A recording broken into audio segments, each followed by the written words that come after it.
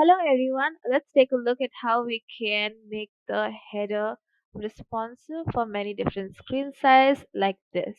So let's get started. So since the mobile header is similar to the desktop header, we are going to copy paste the same exact element where the group mobile menu will only have the group home, product and login, which is quite similar to what we have in the desktop menu. So once all the three menus are sorted, let's take a look at the layout section in the main group mobile menu. So over to the layout tab. It is not visible on page load. Collapse when hidden is checked. This is an optional step that you can take, animate the collapse operation. So we have a couple of options right here, and the minimum width is set to 320.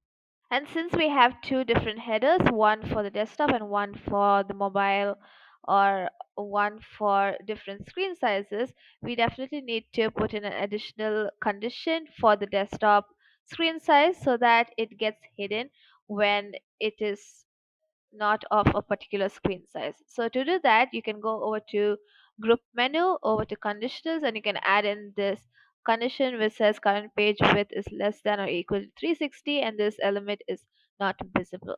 So when the page size is less than 860, this particular desktop menu will not be visible. So similar to the desktop navigations, we can do the same for the mobile navigation as well. Start edit workflow.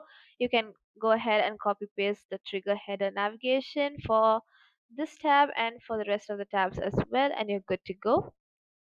So the last and final step is we can add in a close sign like this, and to do that you can add in an icon right here, and over to the conditions you can add in this condition which says when the group mobile menu is visible you can add a close sign. And once you have done that, go over to appearance, start edit workflow, and you can add in a workflow which helps you toggle on and off the group mobile menu. And with that, you have a working toggle function like this. Thank you.